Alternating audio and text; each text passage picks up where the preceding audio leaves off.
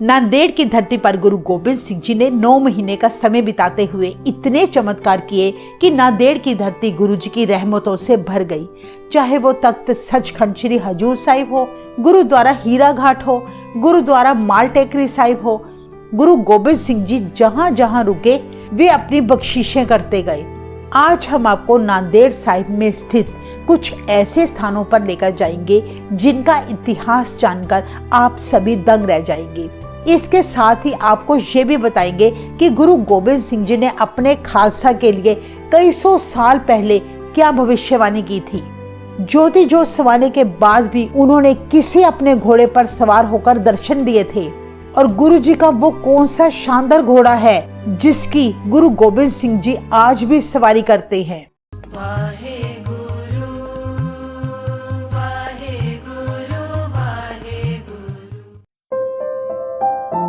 तख्त सचखंड श्री हजूर साहिब से 17 किलोमीटर की दूरी पर है गुरुद्वारा श्री रतनगढ़ साहिब। इस गुरुद्वारे का इतिहास बड़ा विचित्र है।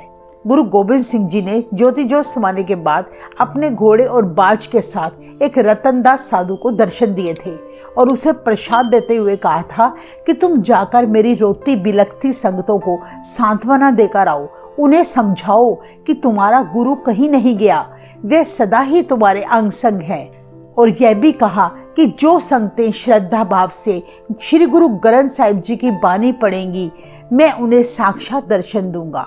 सो तुम जाकर मेरे खालसा को रोने से रोको। तब गुरु जी की आज्ञा मानकर रतनदास साधु उन संगतों के पास आया और उनको बताया कि मैंने अभी अभी गुरु गोबिंद सिंह जी के घोड़े और बाज के साथ दर्शन किए हैं। उन्होंने मुझे आप सबके लिए एक संदेश भेजा है कि आप सब रोना बंद करें, गुरु का वैराग ना करें, वे सदा आपके अंग संग हैं। उन्होंने आपको चढ़ती कला में रहकर ईश्वर का नाम जपने के लिए कहा है। इतना सुनकर संगतें हैरान हो गई। उन्हें साधु की बात पर यकीन ना हुआ कि शरीर त्यागने के बाद गुरु जी उस साधु को कैसे दर्शन दे सकते हैं। पर जब संगतों को अस्तबल में गुरु जी का घोड़ा और बाज ना दिखा और गुरु जी की चिता की राख छानने पर उनकी अस्थियों की जगह केवल एक छोटी सी किरपान मिली, तब उन्हें साधु की कही बात पर यकीन हो गया और उन्हें यह भी पता चल गया कि गुरु जी शरीर समेत सचखंड गए हैं। वे स्थान जहां गुरु गोबिंद सिंह जी ने उस साधु को ज्योति जोत समाने के बाद दर्शन दिए थे, वहां गुरु जी की याद में गुरुद्वारा रतनगढ़ साहिब सुशोभित है। तख्त सचखंड श्री हजूर साहिब से करीब 7 किलोमीटर दूर है गुरुद्वारा श्री माल टेकरी साहिब। यह वो पवित्र स्थान है जहां से 10वें गुरु गोबिंद सिंह जी ने गुरु नानक देव जी का दबा हुआ खजाना निकालकर पंजाब जा रहे अपने सिखों में बांटा था। इतिहास में दर्ज है, जब गुरु गोबिंद सिंह जी माछीवाड़े से होते हुए सन 1708 में नांदेड़ पहुंचे तो उनके साथ लगभग 2000 सिख फौज भी थी। उन सिखों ने गुरु जी के आगे विनती की कि हमें वापस अपने परिवार के पास पंजाब जाना है, आप हमें तनख्वाह दे। गुरु जी ने तब वचन किया, मैं तो अपना सारा खजाना आनंदपुर साहिब में ही छोड़ आया हूँ। पर सिखों ने फिर से गुरु जी से तनख्वाह देने का आग्रह किया।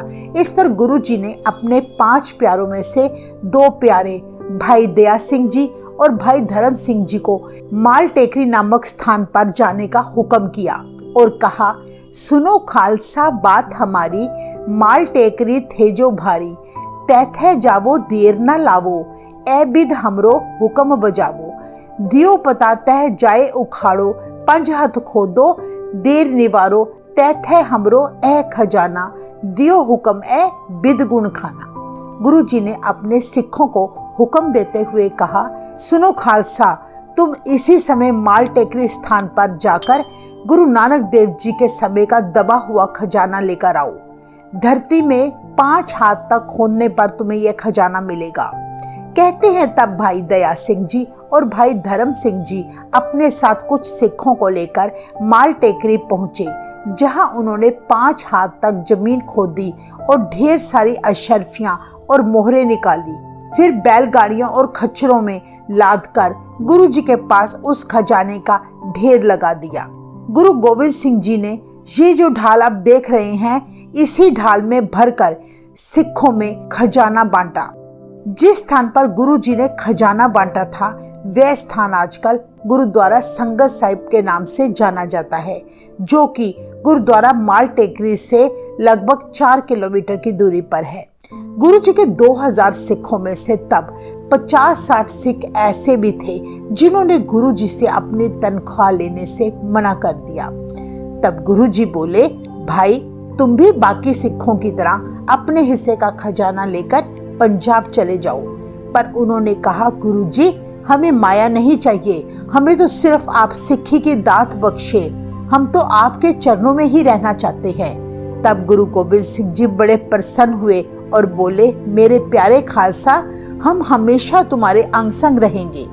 गुरुजी ने वहां जो खजाना बच गया था वापस अपने सिखों के द्वारा माल टेकरी वाले स्थान पर गुप्त रखवा दिया। तब सिखों ने पूछा, गुरुजी ये बचा खजाना फिर से उस स्थान पर रखने का क्या कारण है? तब गुरुजी ने भविष्यवाणी की कि जब मेरा 96 करोड़ खालसा सजकर नांदेड़ आएगा, उस दिन इस जगह पर निरंतर इतना खजाना निकला करेगा कि उस खजाने से 2.5 दिन का अटूट लंगर तैयार होगा। हीरा घाट गुरुद्वारा श्री हजूर साहिब से केवल 13 किलोमीटर की दूरी पर स्थित है। ये वही पवित्र भूमि है जहां गुरु गोबिंद सिंह जी ने मुगल बादशाह बहादुर शाह का अहंकार तोड़ा था। कहा जाता है कि जब गुरु गोबिंद सिंह जी नांदेड़ आए तो बहादुर शाह भी गुरु गोबिंद सिंह जी के साथ ही आया था। एक दिन जब गुरुजी दीवान सजाकर बैठे थे, ढेरों संगतें गुरुजी के उपदेश सुनकर निहाल हो रही थी। इसी बीच बहादुर शाह ने गुरुजी को प्रणाम करते हुए एक बेशकीमती हीरा उनके चरणों में भेंट किया। गुरुजी वो हीरा अपने हाथ में लेकर तब बड़े गौर से देखने लगे। बहादुर शाह बड़ा खुश हुआ कि गुरुजी को मेरी भेंट बहुत पसंद आई होगी। शायद उन्होंने ऐसा बेशकीमती हीरा पहली बार देखा है। बहादुर शाह तब मन ही मन ऐसे विचारों में ही उलझा था कि गुरुजी ने उसी पल वो कीमती हीरा वही पास बहती गोदावरी नदी में फेंक दिया। यह देखकर बहादुर शाह परेशान हो गया और सोचने लगा कि मैंने इतना कीमती हीरा गुरुजी को भेंट किया, पर उन्होंने मेरे हीरे की कोई कदर न की।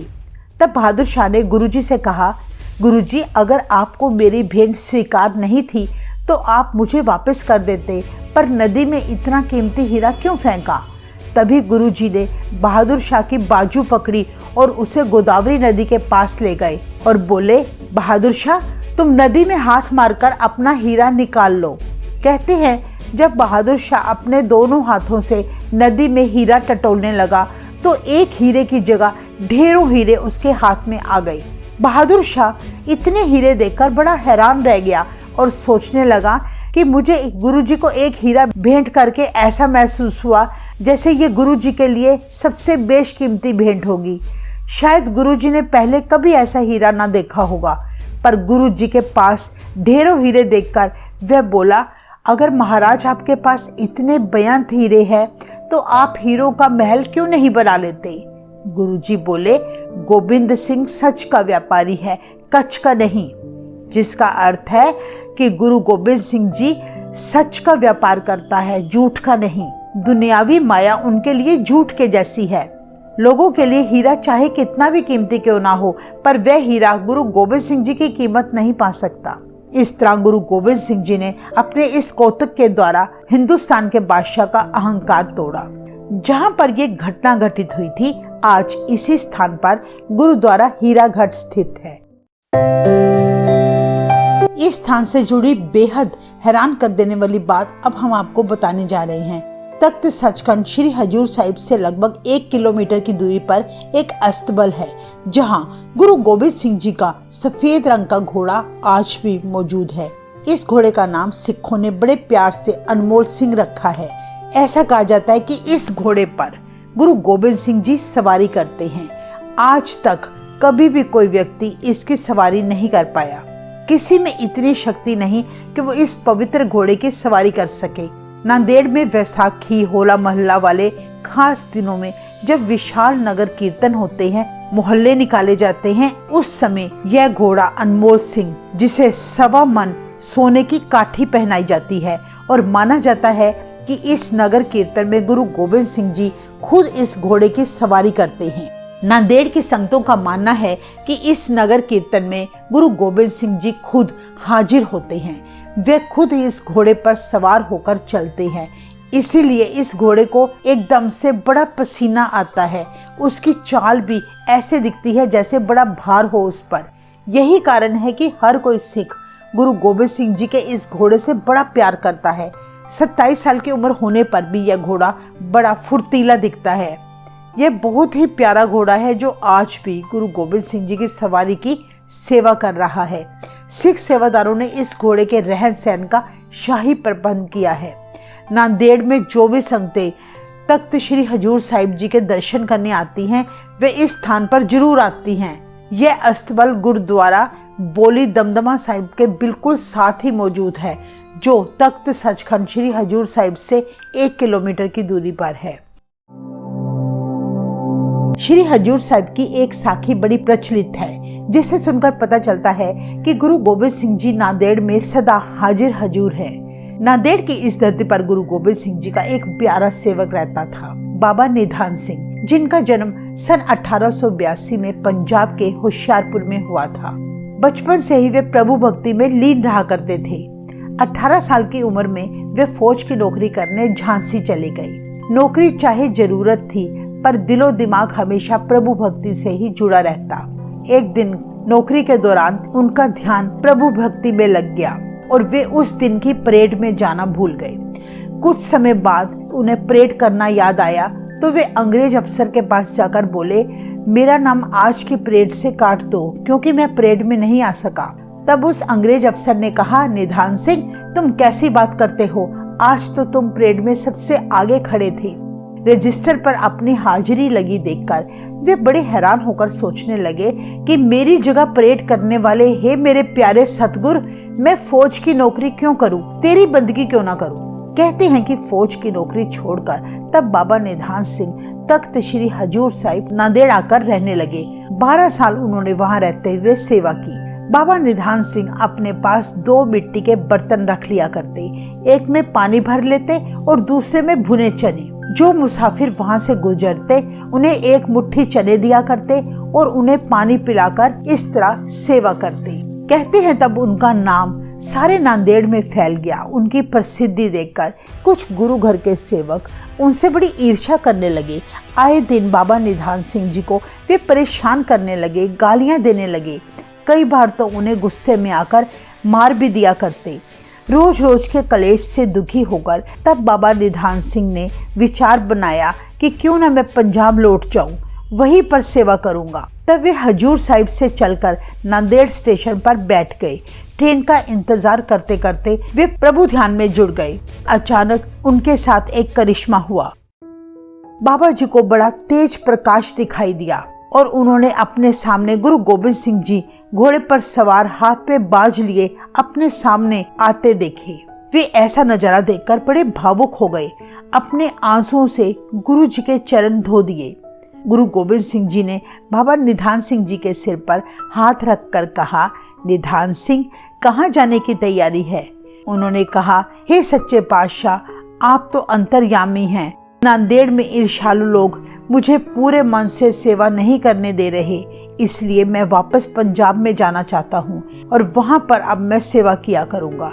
तब गुरुजी ने बाबा निधान सिंह जी को हुक्म दिया, निधान सिंह, तुमने पंजाब नहीं जाना। नांदेड़ के जिस स्थान पर हम सिखों के साथ लंगर छकते थे, उस नगीना घाट वाले स्थान पर बने पुरातन लंगर स्थान पर जाकर तुम सेवा करो।